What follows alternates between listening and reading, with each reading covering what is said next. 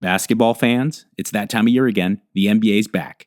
From opening tip-off to buzzer beaters, BetOnline has you covered with the best odds, biggest promotions, and live in-game betting on all your favorite teams. This season, every game matters.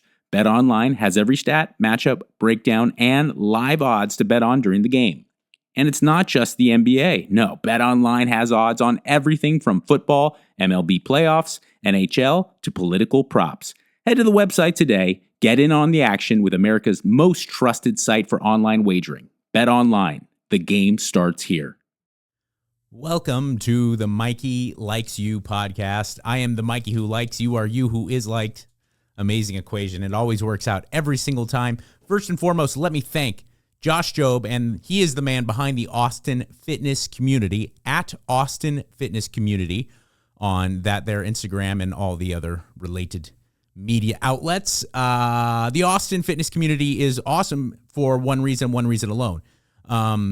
Josh does a great job of really connecting people, and the Austin community is ridiculously vast and quite energetic. It's coming from Venice Beach, California, you have this idea of the Mecca and kind of the birthplace of American bodybuilding and fitness being that part of Southern California. And that's certainly valid, but what is going on in Austin right now is extraordinary. And so it's a powerful thing to do, to kind of calculate that, tabulate that, and then put it out there for the public and connect everybody. And the Austin Fitness Community is fantastic, so check it out. And he is the man who provided me this studio to record today. And I just had some musings that I wanted to discuss. Being that as I record this, it is the night before we select our next president of the United States of America. I got overwhelmed with my concern about tribalism. As I saw it play out, obviously, on a much more aggressive scale with the election, people are starting to make their decisions, political decisions, not based on kind of objective fact or reality or research. And by the way, this is a nonpartisan statement, okay? And I'm not saying that to cover my ass or to make sure I pander to. I mean this. I've seen it to an extraordinary degree on both sides of the political aisle, where you stop making decisions based on what is objective fact and you start making them on what is pleasing my team. And with social media, it's a much more dangerous and pernicious kind of enemy that we have to fight, this tribalism. I always like to work as hard as I can to stay in my lane.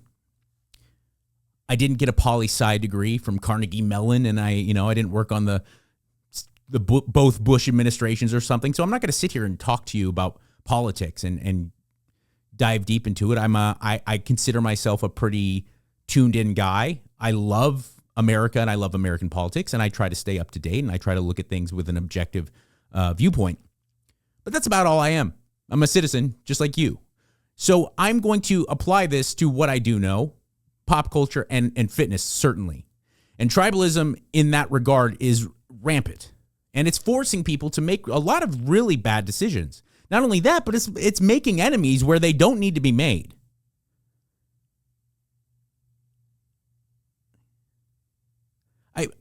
I remember when I was on Kevin and Bean show, 2006-ish, and there was this consistent kind of call after call, at least one out of every 3 calls whenever we'd open the phones, would be people talking shit about Paris Hilton, Spencer Pratt.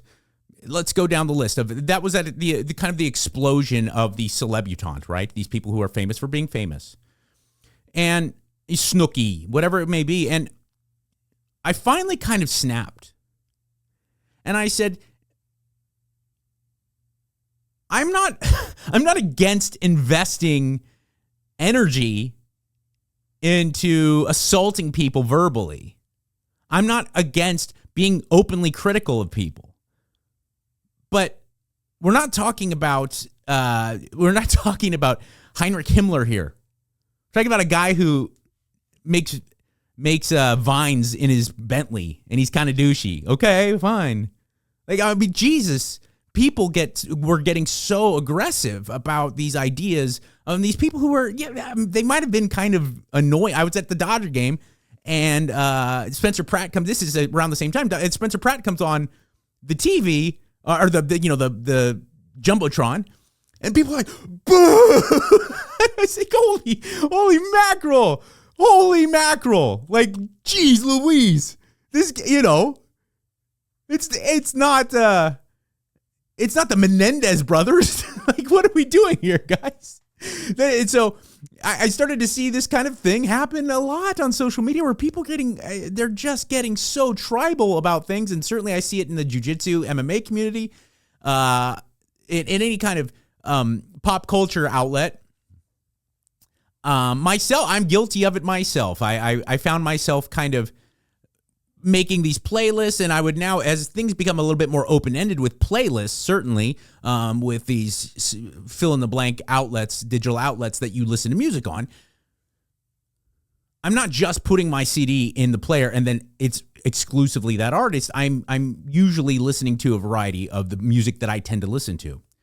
And I was listening to the Pixies and the Replacements and these kind of mid-'80s to early '90s alt-rock, real kind of powerful alt-rock that I very much like. And it was literally what I was listening to. It was like Pixies and some Replacements and some Dinosaur Jr., stuff like that, right? And then Wanted Man by Rat comes on. Boom, boom, boom. Boom, boom, boom. And I love that song. I love Rat. And I was genuinely, in that moment, this was just yesterday, I became really powerfully aware of how most people who are big fans of Pixies, Replacements, Dinosaur Jr., fill in the blank, would roll their eyes at the concept of Rat. And I was like, why? Well, because they wore leather pants and, talked about banging people and they lived that rock star hedonistic lifestyle. Or is it because you've genuinely given their music a shot and you don't like it? And I have a strong belief that it's the former, not the latter. And vice versa. Plenty of guys who are, I don't even have to go that extreme. If you're into Warrant Rat, Quiet Riot, oftentimes you get really mad at the kind of the more extreme metal crowd, and vice versa. The real heshers who are listening to Deicide and things, they would get so angry at the concept of Cinderella and these, and I go, hey dude, most of these guys, they rip really hard. I understand you like, for the day in and day out, you like your extreme music. Dude, I do too. I really do. I like especially a lot of new modern doom and grindcore. It's fantastic. I enjoy it very much. But a lot of these 80s glam rock bands, they really rip really hard. But you don't give it a shot. You don't make an objective choice to say these are bad. You just automatically know that your team thinks it's bad, so you go that way. And that tribalism is really, really freaking dangerous, man. Really, really bad. And with the fitness community, I see it play out so much that it actually gets me legitimately angry, not like podcast, videocast angry, where you have to put on a show. I mean, I get really upset because I have to end up on the receiving end a lot of times, especially from people who are working really hard to try to change their health and try to change their physique. And if it doesn't line up with the plant-based crowd, you're in trouble, or the paleo crowd, or the carnivore crowd, or the keto crowd. And I'm like, what is going on here? People, I posted content about me eating salad the other day, and I got dudes who were like, oh, you're not digesting that. I was like, eat me. Why are you saying that? I like Paul Saladino. I like Sean Baker, but you believe me, they're not your coach. They're not your like they're espousing ideas. And most of the time too, if you take the time to really analyze it And I will exclude Paul and Sean Baker. I think they're legitimately very altruistic fellas. But for the most part, if you look at fitness tribalism, the basis of it, the fuel that is in the engine of that is someone somewhere is trying to make a lot of money.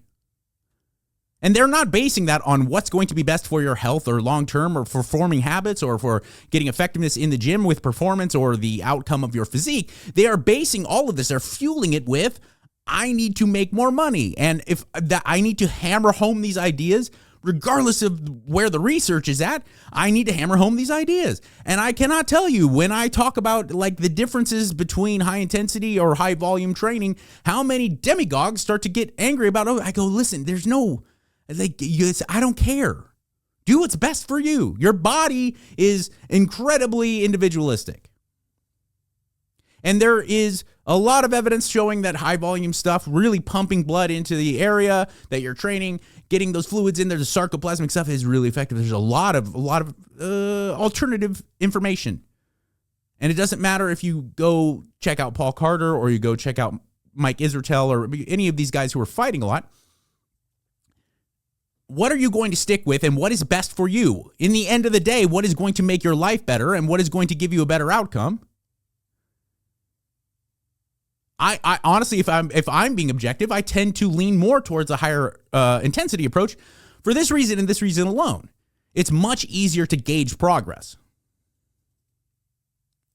especially for people who are not getting paychecks for it. If you're just an avid health nut, it's much easier to have your 1, maybe 2 working sets and really invest a lot of time and take the rest to get prepared for these and then write down your performance on said sets and then next week do better.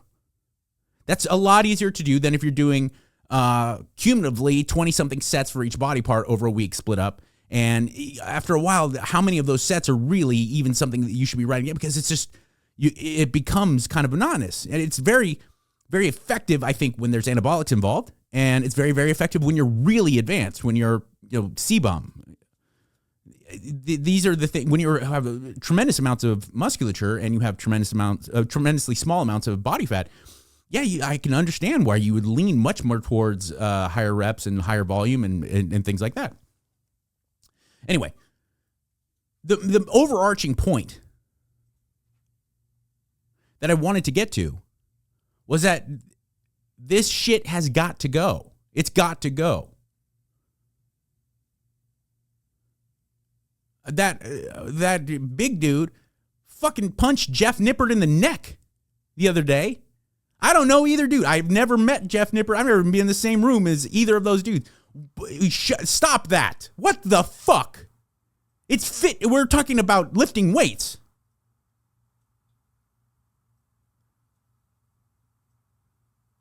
Present your ideas. I really like Greg Doucette. I really like Mike Israetel. I really like Paul Carter.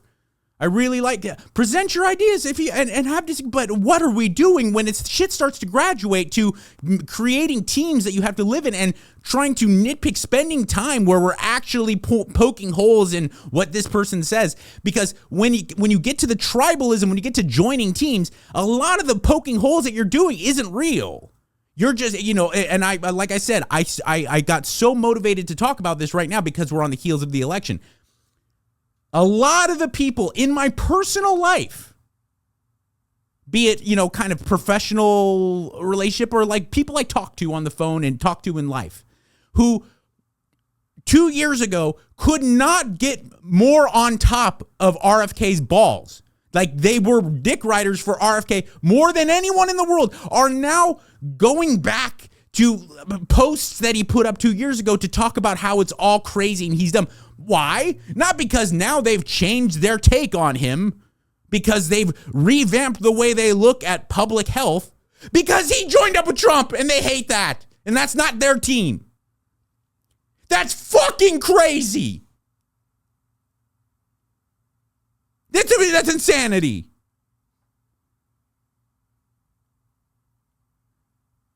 And people who, for gosh knows how long were plant-based, or they were really into eating a higher low-fat, high-carb diet. Now they've completely revamped the way that they do everything, and they're eating nothing but steak for 6 months, and they have to go around now literally online examining people, and if it doesn't meet their criteria of their team, they're going to just we bombard you with stop. Why? Because you have now accepted so much science, and you have done such extensive amounts of research to prove that you are right, that you need to now go and help elevate other people's understanding of nutrition? No, because you joined a new team. Eat my jism. It's insane. It's all crazy. I'm on one team. Team human beings having a happy life. That's my team. I really don't like when stuff gets in the way of that. And me and my team winning. My team of humans, whether you're a Democrat, Republican, carnivore, keto, paleo, Dodger fan, Giant fan, well, that one's a little rough for me. You can love the same. I don't care. I'm on this team. Team of human beings, by and large, having a fulfilling, happy life. If your team does shit to get in the way of that, that's where I have a problem. Outside of that, I don't give a fuck. Eat steak all day and do 1 set to failure. Do 200 sets in a week. Cumulative fatigue is through the roof, and eat nothing but rice and seitan. I don't care. If that's what floats your boat, great. That's fantastic. And if you have some meaningful information that you want to present to people, and if there's contrary information out there and you would like to have a discussion about that with the person providing the contrary information, awesome. That's how we grow as people intellectually. You grow that way. As soon as you start assembling teams where you got to troll other people about it, you lost me. And I think that there's a pretty strong stance, a pretty reasonable stance to get behind that, where we get on online teams and then get tribal about it. You lost me, and I hope you can see where I'm coming from. Thank you once again to the Austin fitness community and Josh Jobe for providing me the studio today. At Austin Fitness Community is the best way to check that out. I am at Mike Catherwood and at Mikey Likes You 1. I also have my Patreon available. The new program will be available from me, the Swole Patrol, on Train Heroic very soon.